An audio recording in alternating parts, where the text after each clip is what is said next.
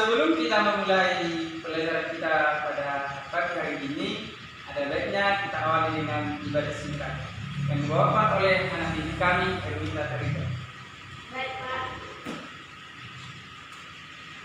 Untuk memulai pelajaran kita, mari kita berdoa. Allah yang berkata dalam Yesus berdoa Tuhan dalam kami dan terus mempelajarinya dengan baik terus kita berdoa.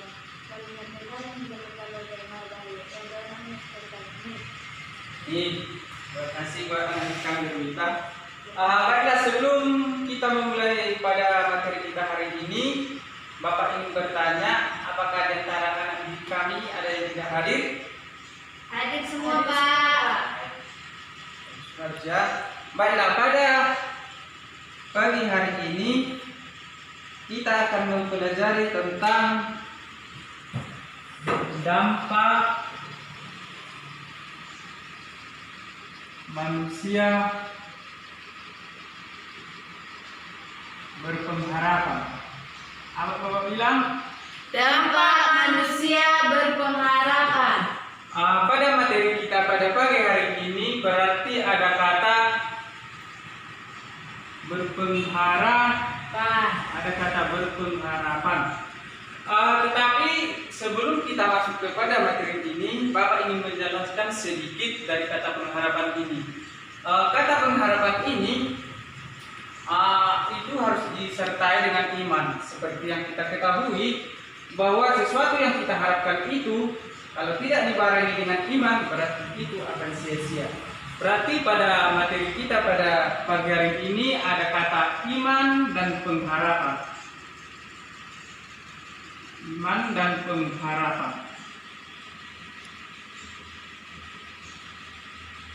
Bapak ingin bertanya kepada adik didik kami, apa yang dimaksud dengan iman? Coba Erwita. Keyakinan Pak. Bagusnya keyakinan kita. Kepercayaan Pak. Tidak kepercayaan.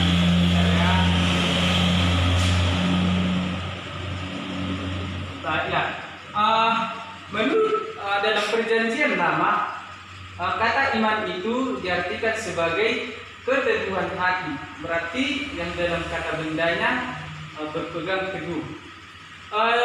Misalnya dalam suatu contoh dapat kita ambil dalam kehidupan sehari-hari kita. Contohnya anak didik kami kalau pernah tidak berdoa? Pernah Pak. Kalau anak didik kami berdoa, anak didik kami harus mengimaninya. Contohnya kalau anak didik kami berdoa tanpa iman, maka pengharapan yang anak didik kami nantikan itu akan sia-sia. Jadi iman tanpa pengharapan itu akan sia-sia. Berarti yang dimaksud pengharapan di sini adalah bagus, penantian. Baru keinginan. Maka pengharapan itu adalah penantian manusia yang akan diharapkan nantinya.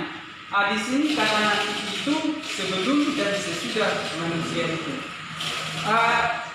Dari materi kita pada hari ini, Bapak ingin bertanya kepada anak didik kami, apakah anak didik kami pernah mendengarkan tentang cerita Alkitab tentang Ayub? Pernah Pak. Ayub, siapa yang tahu Ayub? Kita Pak. Kami persilakan untuk maju. Maju Pak. Iya.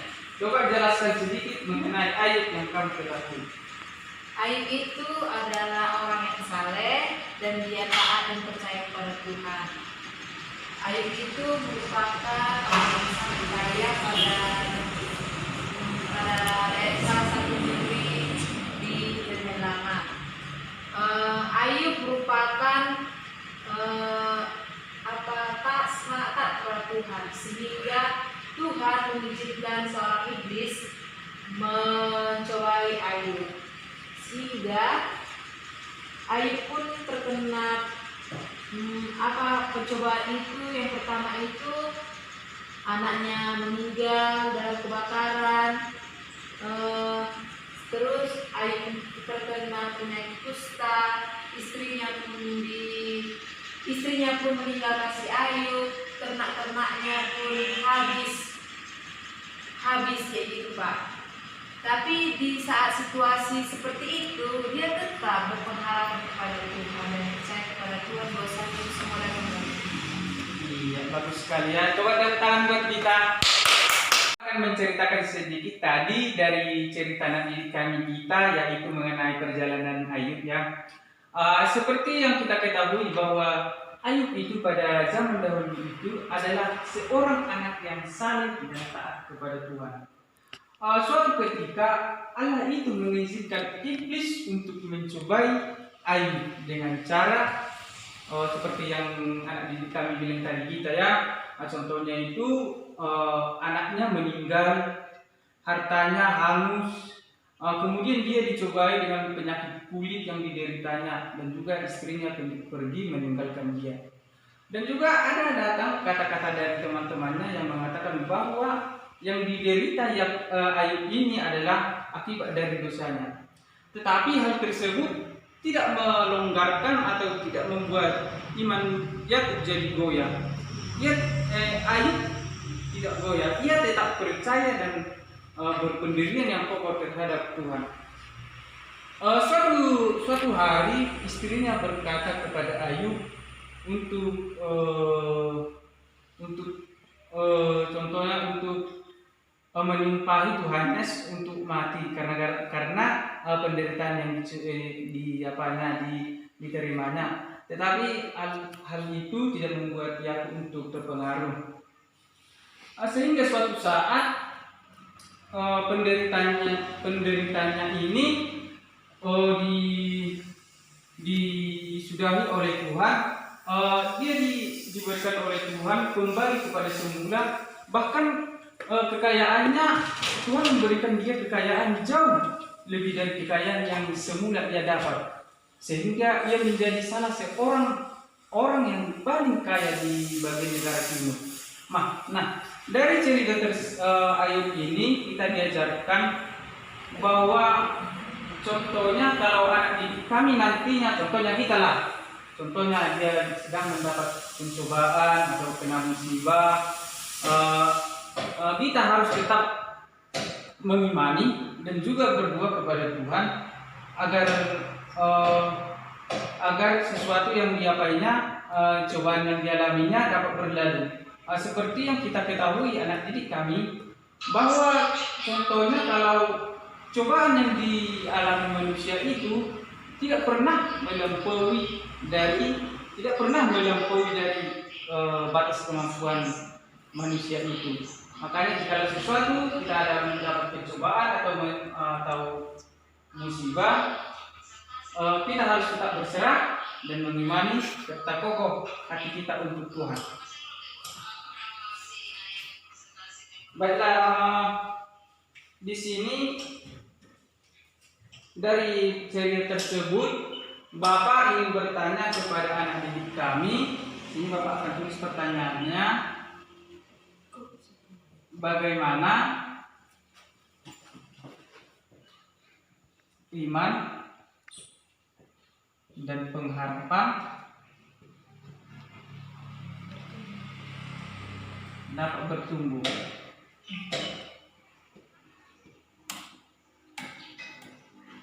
Setelah anak didik kami tadi membaca atau mendengarkan tentang cerita Ayub tersebut, muncullah ini pertanyaannya. Bagaimana iman dan pengharapan itu dapat bertumbuh?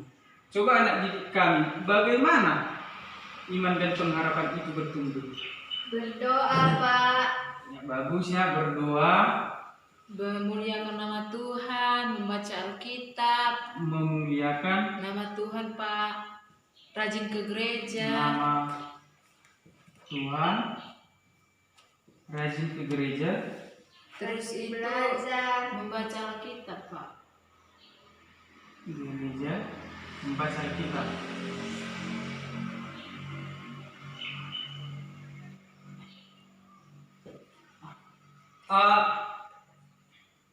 Inilah yang merupakan cara-cara manusia itu agar iman dan pengharapannya dapat bertumbuh.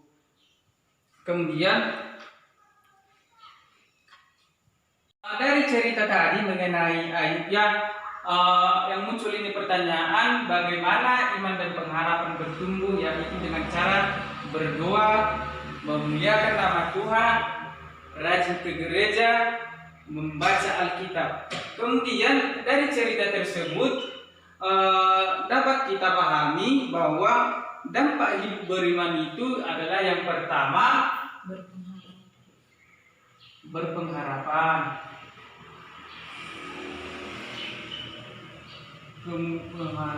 Kemudian itu ada setia, kemudian taat, berani bersaksi,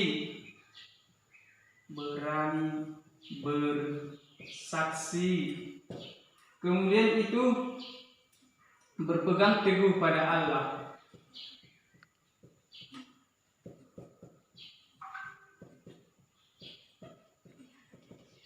Nah, inilah yang menjadi dampak manusia berpengharapan itu, yang berarti itu adalah setia, taat, berani bersaksi, berpegang teguh pada Allah.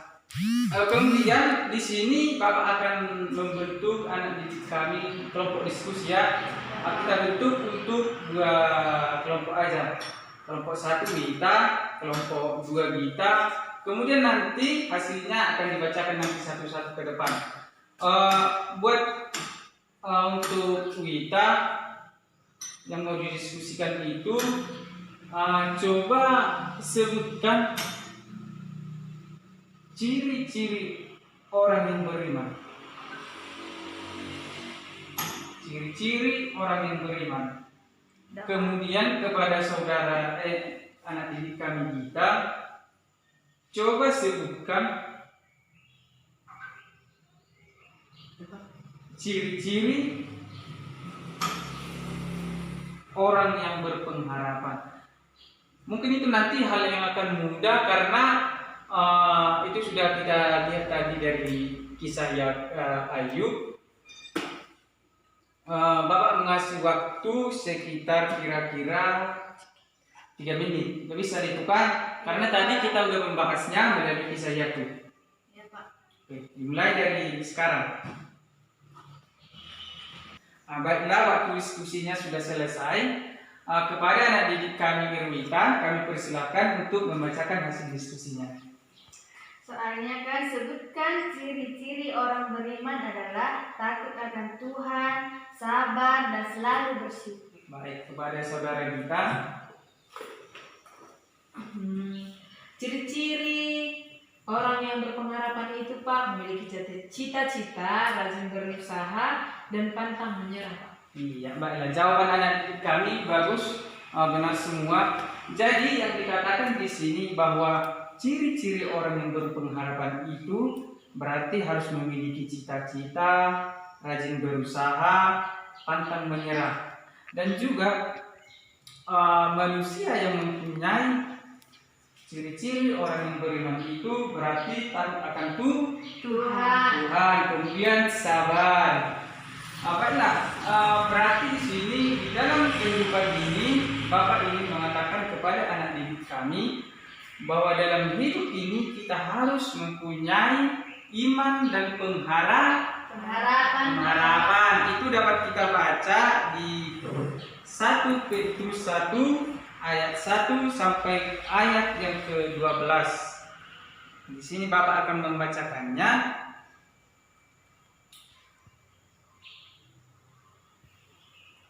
Dari Petrus, Rasul Yesus Kristus, kepada orang-orang pendatang yang tersebar di Pontus, Galatia, Kapadokia, Asia Kecil, dan Bitinia, yaitu orang-orang yang dipilih sesuai dengan rencana Allah Bapa kita dan yang dikuduskan oleh Roh Kudus supaya taat kepada Yesus Kristus dan menerima percikan darahnya. Kiranya kisah karunia dan damai sejahtera makin melimpah atas kamu. Pengharapan, iman, dan kasih. Terpujilah Allah dan Bapa Tuhan kita Yesus Kristus, yang karena rahmat-Nya kebangkitan Yesus Kristus dari antara orang mati kepada suatu hidup yang penuh pengharapan. Ini nanti nas ini dapat nanti anak didik kami baca di rumah.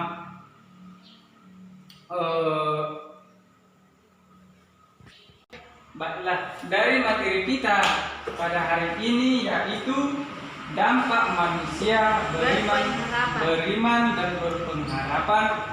Artinya kita tidak akan khawatir dalam menjalani hidup kita ini. Artinya Tuhan yang berkuasa atas hidup kita dan tidak ada yang membuat kita takut ketika bersamanya. Demikian hasil pembelajaran kita. Untuk menutup pembelajaran kita pada hari ini, karena hari kita tadi yang membuka, maka yang menutup pembelajaran sekarang kita. Ayo Raju. Mari kita bersatu dalam doa. Terima kasih Bapak yang di surga, Bapak pelajaran di pagi hari ini. Kiranya apapun yang kami pelajari bisa bermanfaat bagi kami dalam menjalani kehidupan kami sepanjang hari ini. Bapak yang baik, berkali juga guru kami Bapak yang sudah mengajar pada hari ini, kiranya Tuhan juga yang memberikan kepadanya tambah hikmat, kepintaran, kejaksanaan Bapak agar dia pun dapat membimbing kami ke lebih baik lagi.